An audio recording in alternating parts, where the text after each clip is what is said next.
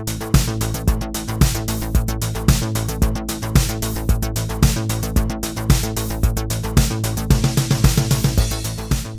and welcome to the first episode of Aussie Tech Crypto, a show about cryptocurrency from an Australian viewpoint. I'm your host, Jason Oakley. This is my co-host, Will Tomkinson. Hey, Will. Hi. How we doing, guys? We didn't have enough podcasts, so we thought we'd do another one. Yeah, I've Something only got like, fresh. Aussie Tech Ziploc Heads, fresh. Aussie Tech Heads, and Obsidian Loft, and Old fart Old geeks. Fart Geeks, and there was Talkback Tech in there, and there's the Android podcast, and I think you've done the Aussie Mac Zone. Yeah, no, we're fine. We've got plenty of time. Time for something new.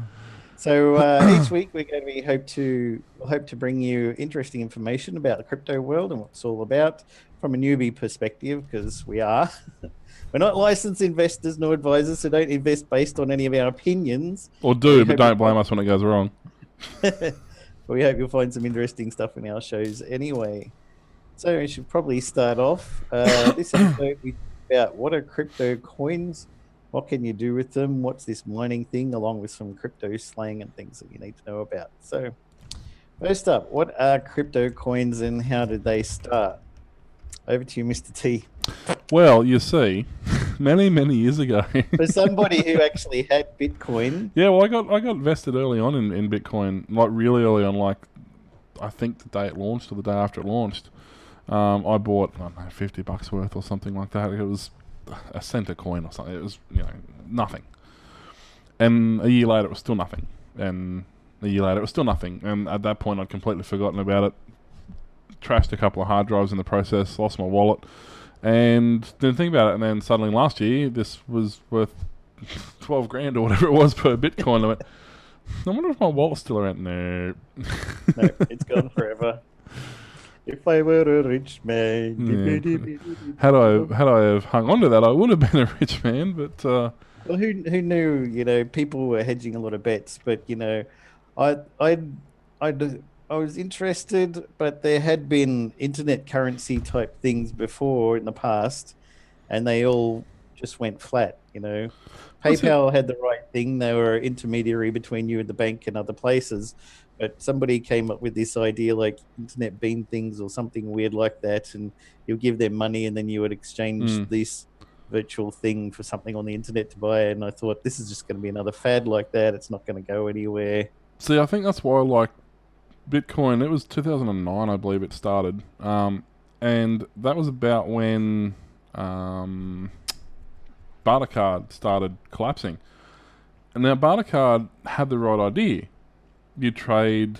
There's no underlying, there's no underlying value. It's only taken at face value, and you trade services or goods for services or goods. And I think when Bitcoin first came out, they marketed it at that mindset. Like, hey, I'm going to do some work for you, and I'm going to give you 5 Bitcoins for the trouble. So next time you do some work for Fred down the road there, he's going to charge you 3, so you're still going to make a profit. And I think they market it in such a way that it appealed to that barter that everybody has built in. Everybody wants to barter, everybody wants to get the best deal they can. And I remember early on the way they were marketing it really appealed to me, and I thought, hey, this is pretty cool. And then, as I said, I forgot about it. But yeah, it's there's a million Bitcoins, I'd actually looked at a bartering website around that time as well, and they had it was just like a forum, but it had this built-in virtual type currency thing, and they termed theirs operas. So you could pay 5 operas to have somebody clean out your backyard or do the lawns, or take you down to the shops if you're a bit old and things like this. And so I thought, operas, Bitcoin, all of this, nothing has intrinsic value. It's just whatever you want, you can trade for something else, and then somebody else who's got this Bitcoin thing could do the same sort of thing. And that's all it really was for quite a long time. And then suddenly last year, people started investing thousands in it, and then tens of thousands and hundreds of thousands, and now millions, and people mortgaging their house. In America, there's a lot of people who've got $750,000 or $1 million house.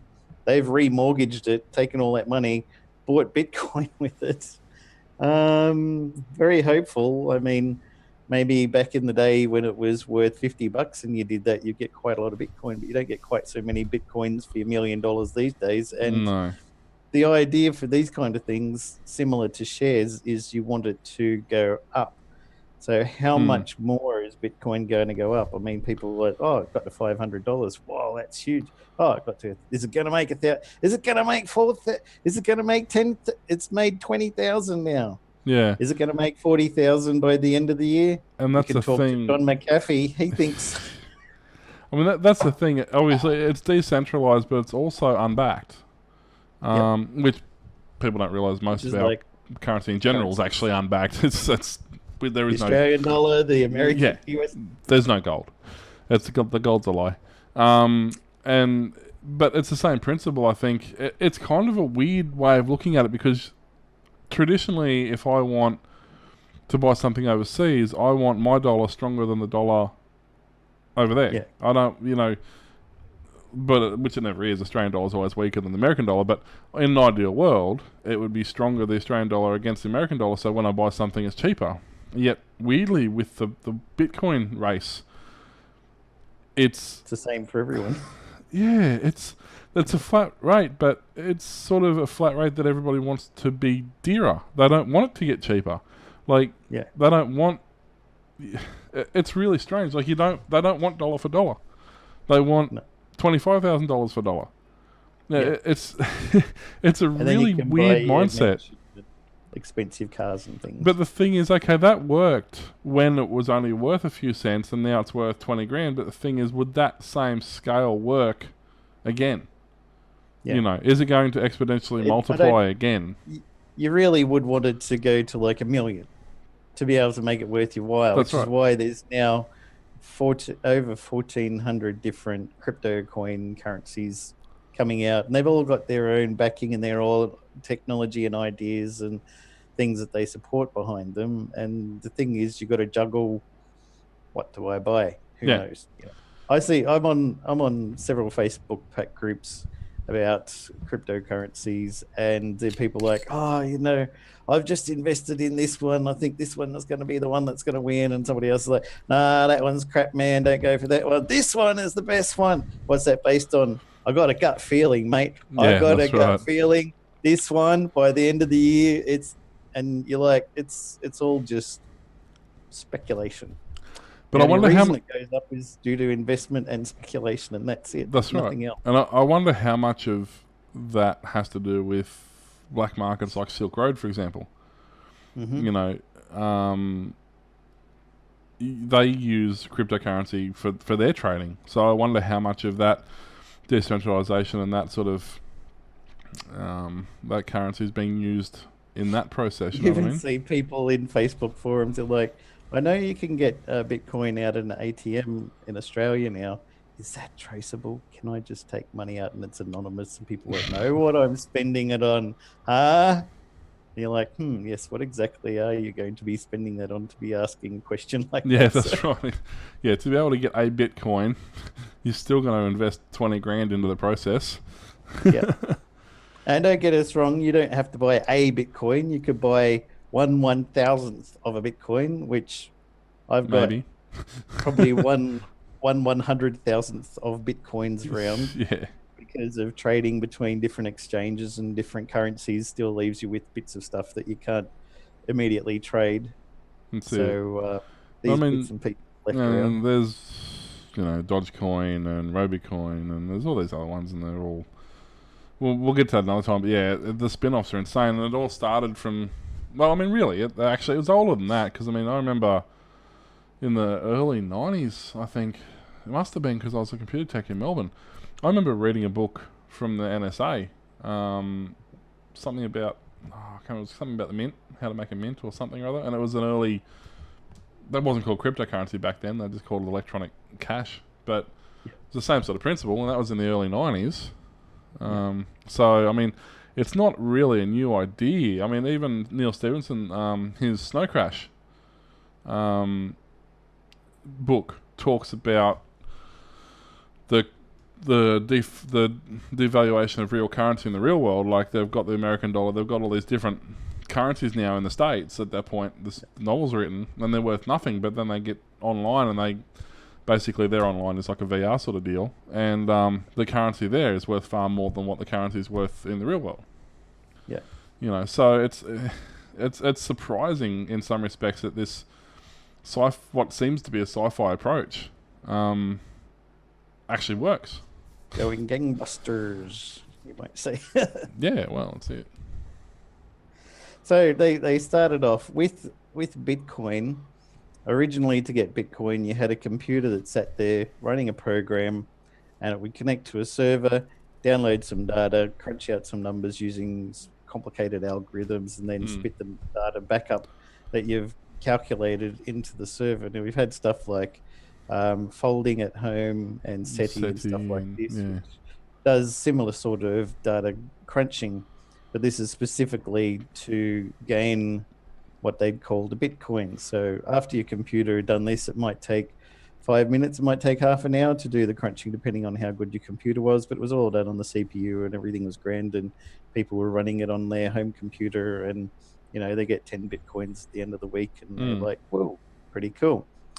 Then they put a limit on how many Bitcoins are ever going to exist in the millions. So they say, this is the limit. After this number has reached, we're not going to ever let anybody mine another Bitcoin. It's just going to be a finite number of coins. And from then on, you're just going to be trading them and buying and selling them. So in order so that the people who started off when Bitcoin first came out would get some decent coin, they made it quite easy, and your computer could make maybe a few Bitcoins a day or something like that. I didn't go into it, so I'm not sure exactly how many, but it wasn't as complicated as it is now. No, I remember it was pretty basic. I think back then was that late, what did we say? Early 2000s, wasn't it? We said. Yep. I think I can't remember what my computer was. I think it was an AMD, 2-core or something like that. And I remember it mined relatively easily. Yep. It was nothing flash. So. And then because they don't want people just generating billions of Bitcoins, billions, and having them hanging around, what they do over time is make the algorithms and the data more complicated. So it takes longer to create one Bitcoin, and then that goes exponentially. And there are days when they just decide that they're going to make it incredibly exponentially harder, take the difficulty level up much higher, so that now if you had just a normal computer trying to mine Bitcoin, it'd probably take you a few years to get one Bitcoin. It probably cost you more in power than you're going to make. Yeah. So people who are doing it these days mostly have got solar on their house or wherever they're doing it at. So it became a lot more complicated, and because the general CPUs are really not that great at calculating stuff, but graphics cards are incredibly good at calculating complex algorithms. So a lot of the people who are writing the software that connect to the server decided to offload the calculations from the CPU and put it onto the GPU, or graphics processing unit, your NVIDIA, your AMD card, not your Intel built-in graphics card, because they're not very good at it, but you need dedicated cards. And so even then, you could run it on a 1 gig graphics card and that was fine. Then the hashes became larger. You have to download a set of data from the server, calculate the stuff on there, and then re-upload it and keep a local copy of it. And it would get even more complicated in the larger data. So then you need a faster graphics card with more processing power on it, plus more memory. Now, I probably wouldn't want to even start thinking about mining any kind of cryptocurrency without having like a NVIDIA graphics card, GTX 1070, very minimum, 4 gig of RAM on the graphics card at least. I know Ethereum, I was looking at mining Ethereum. I've got a 2 gig AMD card here. It's they just can't hold the data. It needs minimum, I think it's just over 3 gig now. So you need a 4 gig graphics card to hold the data set that you're going to be doing the calculations on. So it gets more and more complicated as time goes on.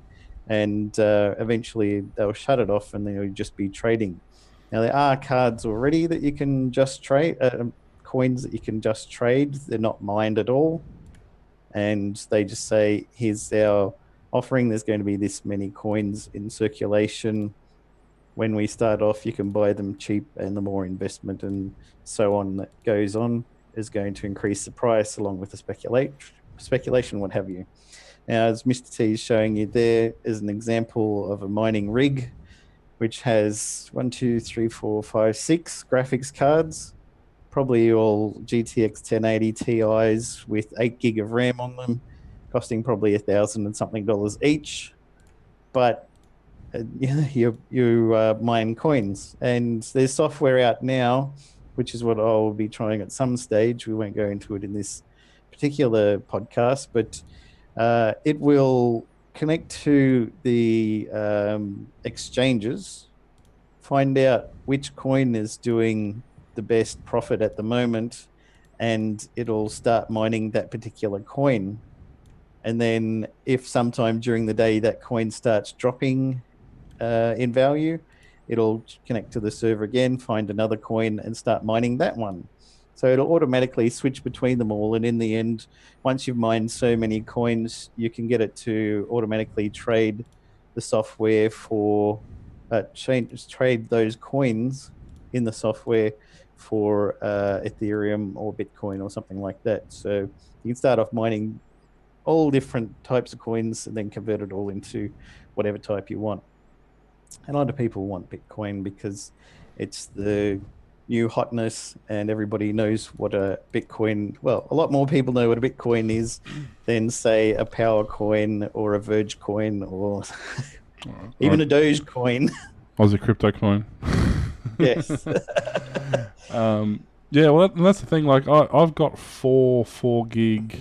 I can't think of what they are. They're some sort of card, but I've got 4 gig ones in there. And I did one of the benchmarking. Not that I can understand half of those websites, where they're so confusing. Just tell me if my card works or not. But a good one to check for cards is watchmine.com. Not really. It's like it's a horrible website. It's so bad. I had a look at it. I'm like, well, it's got like 80 different boxes that you can type something in, and none of them make any sense. No. But yeah, I've got 4 gig cards in mine because I have for a while. They're older cards now, but they struggle. Like, I've got them all crossfired, so effectively if I crossfire them, I've got one 16 gig card. And I think I did the maths on it, and it was going to give me by the time I did the conversions and brought it back to Australian dollars, I think I was going to get like, I don't know, $1 a day. Yep. So it's like, it's going to cost me more than that in power just to run my computer. Yeah.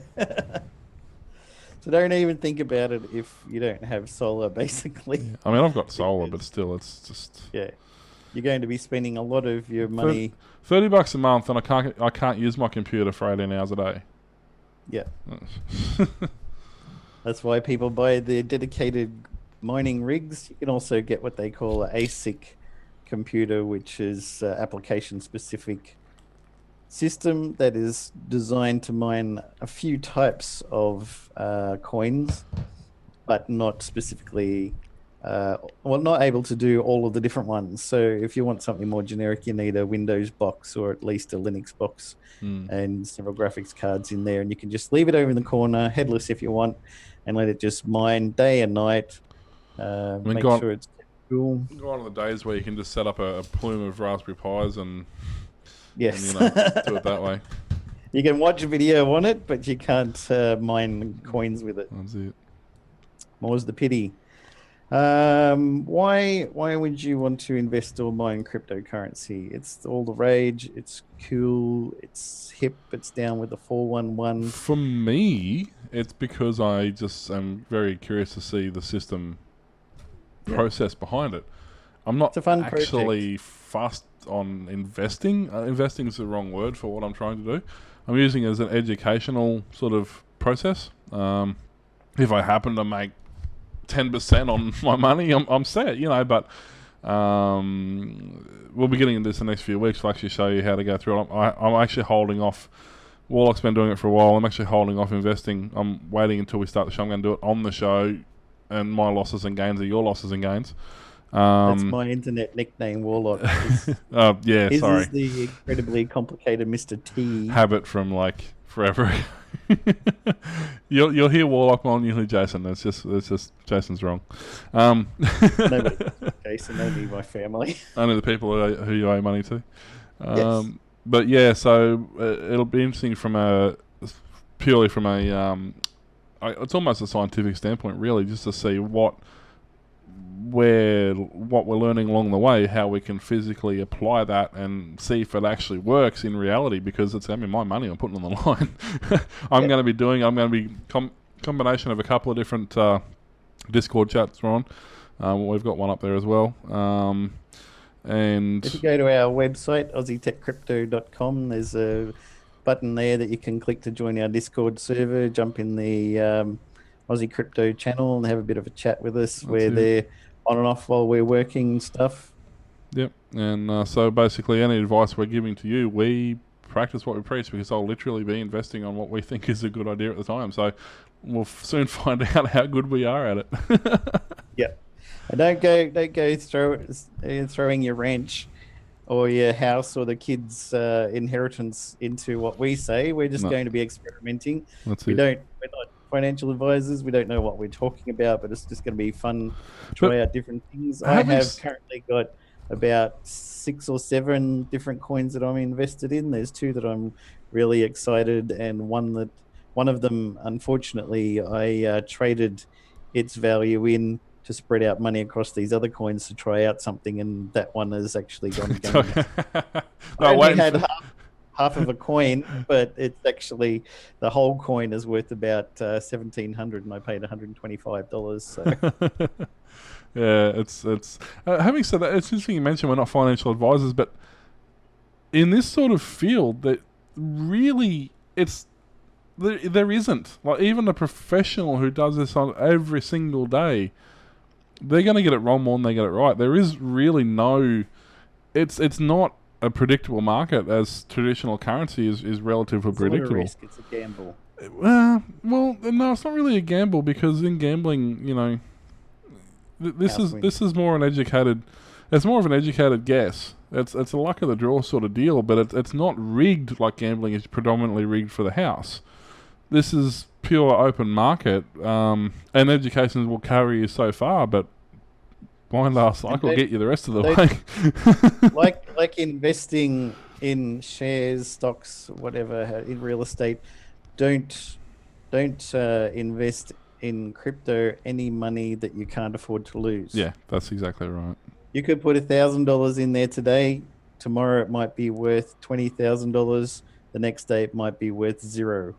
I actually had a friend who no guarantees put money on, I think it was a platinum mine or something like back in the 80s anyway, and they bought shares for literally almost nothing. They put like their wage on it, which was like $300 or something. They put their entire wage on it, bought them 10,000 shares or something like that.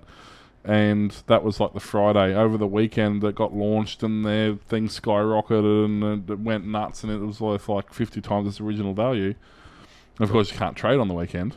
And come Monday, came out that the owner did this and had this problem and slept with this person, and like it tanked below what he paid for it on the Friday. Yeah, like this spike. It can happen to you. Beware. Buyer beware. Yeah. So. So we'll jump into a bit of crypto slang now. If you go onto the forums, Facebook groups and pages, your head is going to be spinning at what the heck they're talking about. It's cool to be in the slang that the other people don't know. It's a bit like high school again. So some of the crypto slang, HODL, HODL, it's just hold, spelt incorrectly, kind of like poning a computer. Speed typing. Instead of a computer, this is HODL. So from what I gather, there was a time a while ago where there was a chat application, chat channel, and this guy was asking whether he should sell all of the coins of a particular kind or hold. Instead of saying hold, he typed in HODL in capital letters, and from then on, people decided that hodl sounded cooler than hold, so it became hodl. So if you go in there and people are saying, "Oh, should I sell or should I hodl?" what they mean is, should they sell it or just keep it? A lot of coins will be coins that you want to keep for the long term, unless you're one of these investors who sits there 24/7 with CoinStats app open and you're flicking through, okay, that one's gone up, quick, sell that one and buy this one that's gone down cheap and then sell that. If you're going to be micromanaging it, then you probably won't want to hodl. But otherwise, you find a good one and hodl it for a while. You'd sell it for FOMO, wouldn't you? Yes. We'll get to that one.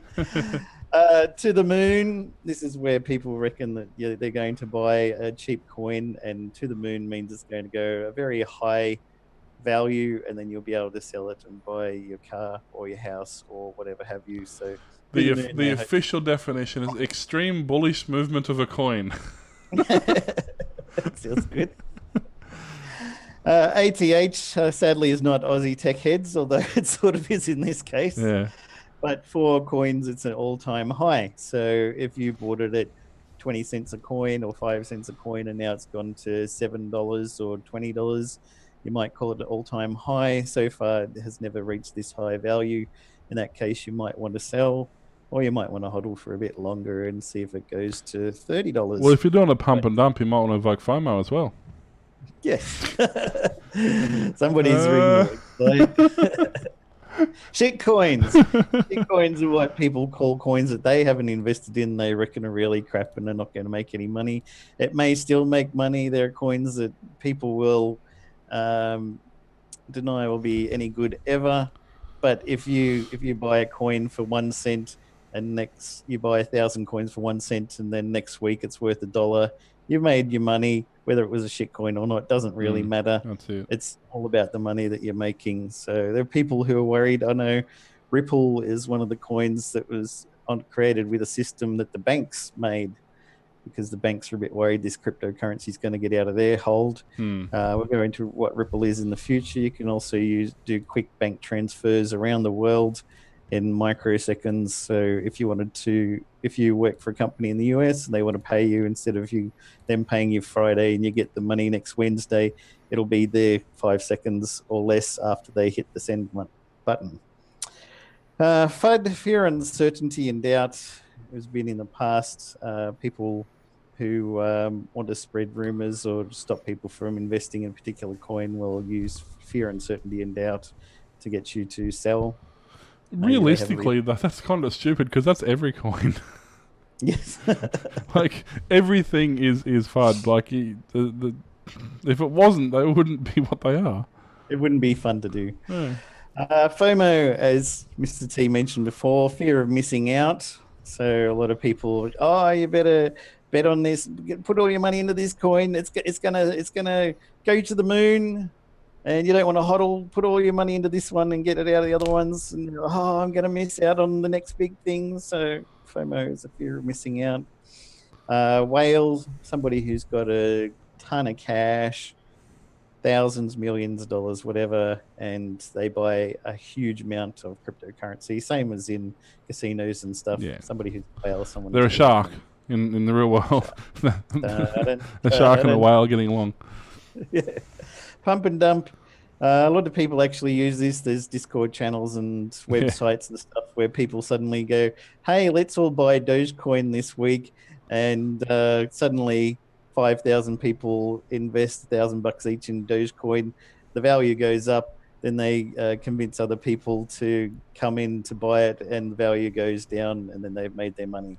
So you buy it when it's cheap and then sell it when it's expensive. And if you can get enough people to pump it up high, then you can sell it off and it'll drop back down again. And people who had a FOMO and they came in a bit late, they're called bag holders. They buy it when it's at the high. They've missed out already.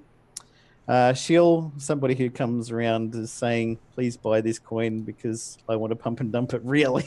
It comes down to that. He's shilling coins. He's like, you need to get onto this one. This is the next big thing, because obviously he's invested 1,000 or 10,000 coins that he's purchased, and he wants it to get pumped up.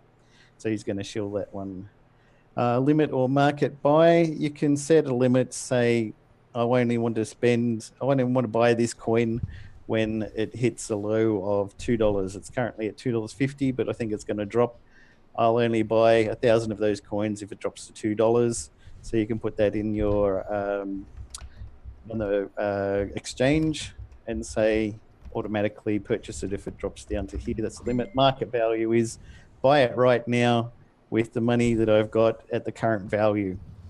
I don't care if it goes up. I don't care if it goes down right now. I just want to buy it for the current value. Altcoins or altfolios. These are anything really that's not Bitcoin is called an altcoin. So Dogecoins, Power Coins, Verge, whatever have you. There's a lot of different, over 1,400, as I said before. They're usually altcoins. An altfolio is your portfolio that's got these altcoins and not Bitcoin in it. Mr. T's got a crypto compare page there, so you can see Dash is a type of coin, BTC is Bitcoin, ETH is Ethereum, which is a good one. ZEC, I've not actually heard of ZEC. That's new to me, that one. ICO, initial coin offering. So it's like an IPO with the company. Oh, Zcash. Yeah, I've heard of that one.